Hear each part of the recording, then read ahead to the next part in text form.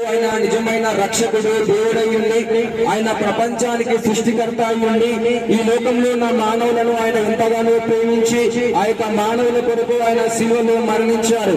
ఆ యొక్క శిలువలో మనందరి కొరకు మరణించి ఆయన ప్రాణ త్యాగాన్ని చేసిన ఆ యొక్క గొప్ప రక్షకుడికి సంబంధించిన ఆ యొక్క గొప్ప సువార్త మీకు ప్రకటించబడుతుంది. యేసు క్రీస్తు ప్రభు ఆయన ఈ లోకంలో ఒకడే, ఆయన సర్వశక్తిమంతుడైన ఆయన గొప్ప రక్షకుడైన దేవుడై ఉన్నాడు. ఈ లోకంలో ఉన్న మానవుల యొక్క పాపముల కొరకు ఆయన శిలువలో మరణించిన ఆ యొక్క గొప్ప రక్షకుడు ప్రభువైన యేసు క్రీస్తు ఉన్నాడు.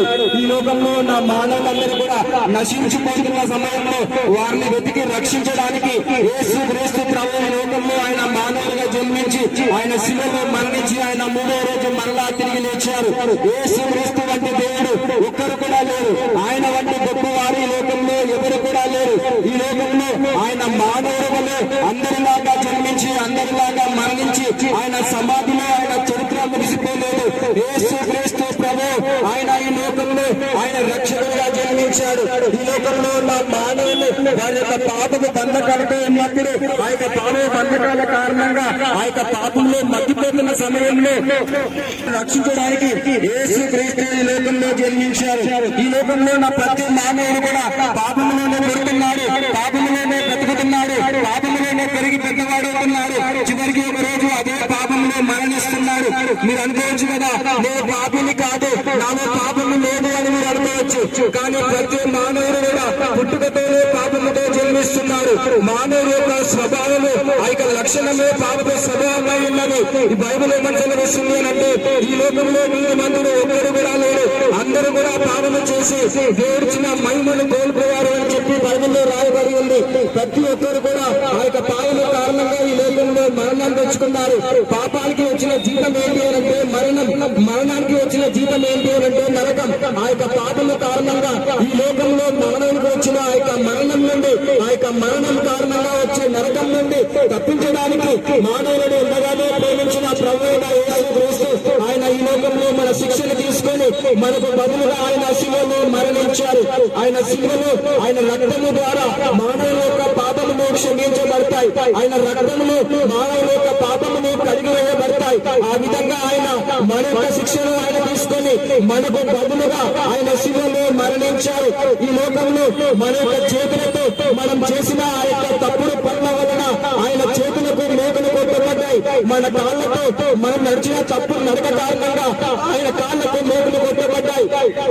మన శరీరంతో మనం చేసే తప్పుడు పనుల కారణంగా ఆయన వీపుపైన తోడా దెబ్బలు కొట్టబడ్డాయి. మన యొక్క తలంపులు ఆలోచనలతో మనం చేసిన తప్పుడు పనుల వలన ఆయన యొక్క తలకు ముళ్ళ కిరీటం పెట్టబడింది. ఆ విధంగా ఆయన ముఖం పైన ఉమ్ము వేయించుకున్నారు.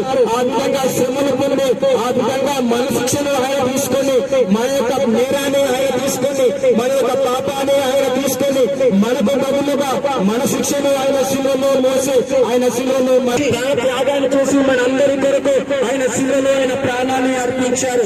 ఆయన మరణించిన అనంతరం మూడో రోజు మరలా తిరిగి లేచి ఆయన మరణాన్ని గెలిచారు.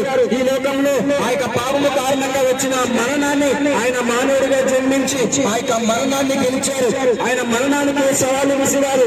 ఓ మరణమాని ముందెక్కడ, ఓ మరణమాని విజయం ఎక్కడ అని ఆయన మరణానికి ఆయన సవాలు విసిరి ఆ యొక్క మరణాన్ని గెలిచి తిరిగి లేచారు. ఎవరైతే ప్రభువైన యేసు క్రీస్తు యందు విశ్వాసం ఉంచుతారో, ఎవరైతే ప్రభువైన యేసు క్రీస్తు యందు నమ్మిక ఉంచుతారో వారి యొక్క పాపములు క్షమించబడతాయి.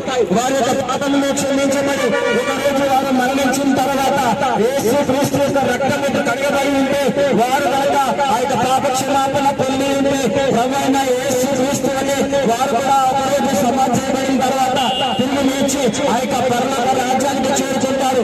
ఈ లోకంలో మనకి ధనమున్న, సంపాదన ఉన్న, ఆస్తులు ఉన్న, అంతస్తులు ఉన్న, ఐశ్వర్యం ఉన్న అది ఏమి కూడా మన మరణం తర్వాత మనతో రాదు. మన మరణం తర్వాత మనతో మన శరీరం కూడా రాదు. మన మరణం తర్వాత మన మొబైల్ ఫోన్ మనతో రాదు. మన మరణం తర్వాత మన కుటుంబ సభ్యులు మనతో రాదు. మన మరణం తర్వాత మన ఆస్తులు, ఐశ్వర్యం, అంతస్తు మనతో రాదు. మన మరణం తర్వాత ఒక్కరిగా ఒంటరిగా ఆ యొక్క ఆత్మ మాత్రమే మిగులుతుంది. ఆ యొక్క ఆత్మ మాత్రమే ఆ యొక్క ఒంటరిగాన్ని ఎదుర్కొంటూ ఆ యొక్క నిత్య జీవనాన్ని నరకానికి చేరుకోవాల్సి ఉంటుంది. ఒకవేళ మీరు కనుక మరణించిన మరణించిన తర్వాత ప్రభువైన యేసు క్రీస్తును కనుక మీరు తెలుసుకోకపోతే, ప్రభువైన యేసు క్రీస్తు యొక్క రక్షణ పొంది ఉండకపోతే ఆ యొక్క నిత్య నరకానికి చేరుకుంటారు. ఆ యొక్క నిత్య నరకంలో పాల్గొంటారు. ఆ యొక్క నిత్య నరక